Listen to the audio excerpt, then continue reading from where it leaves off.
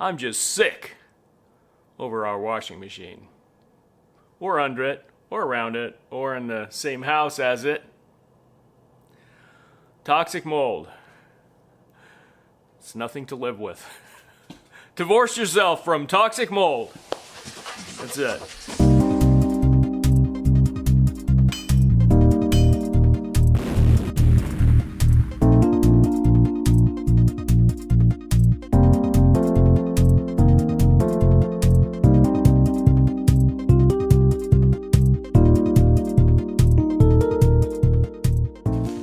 This week's project, getting rid of the washer dryer, getting a new one in there.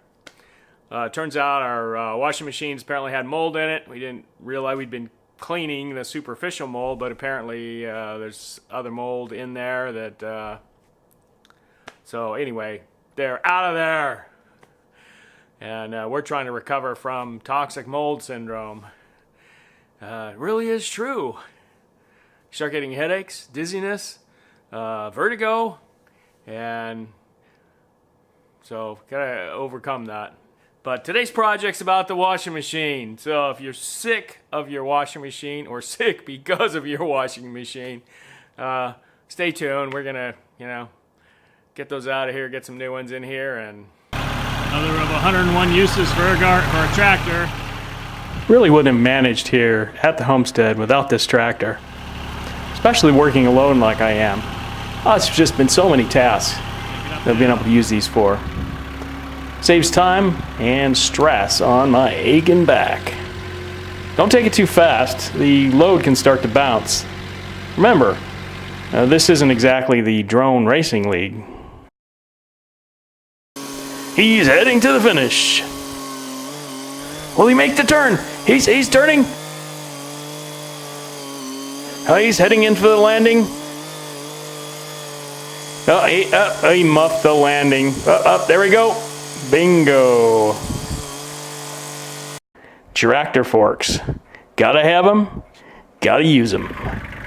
Lots of opportunities around the homestead. Load and go. Yeah, really strap those things in tight. I think you'd look pretty stupid if you dropped one of the new appliances, especially like down the hill. Oh yeah. Yeah, honey, I dropped your new washer. I hope you don't mind these dents all over the outside of it. Yeah, that'd be really go over well. The saga of the washer dryer continues. I moved the electrical outlet, had to make a new hole, put it in there. Now having to patch the location of the old one, squared it up. It was a pretty botched thing there. Got the old box out of there. And now putting a patch on there. First thing, you see I kind of overcut this to the side, so I'm slightly over the 2x4 there. Slightly over the stud on that side, which will hold it, and then on the other side I'm about to put a brace in there. There's a little brace, I'm just going to screw that in behind. I'll show you when it's done. Okay, so little straps in there, a little piece of plywood behind there, a few screws holding it. And I kind of butter around the perimeter and the backing, and I'll butter the piece going in and put her in, and then screw her on this side, and I've got some little, I can screw it in on the other side too. Okay, so there's the patch in there.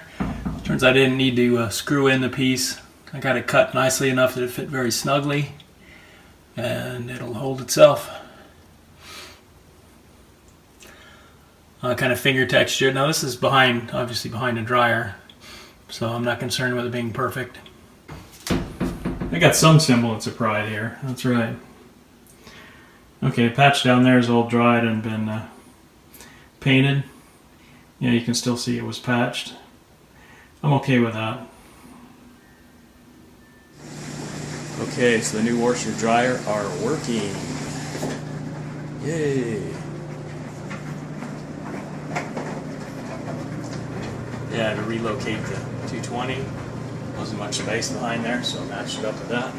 I like it better on top anyway. You can pull it out in case something were to happen. Just wanted to yank that out of there. Very little space back here. So all the plumbing kind of had to go around the side of it. and I had to use some 90-degree elbows in there to bring these hoses out to the side and kind of run them out in that direction and then wrap them back.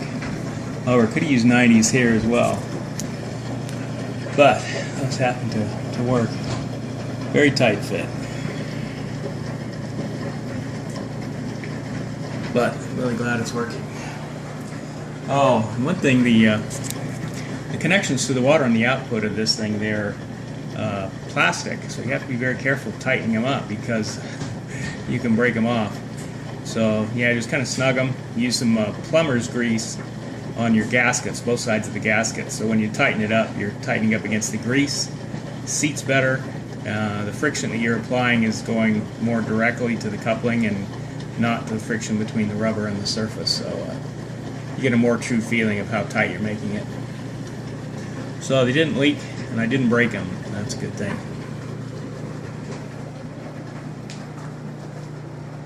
Now we get to move on to other projects. RH here, signing off.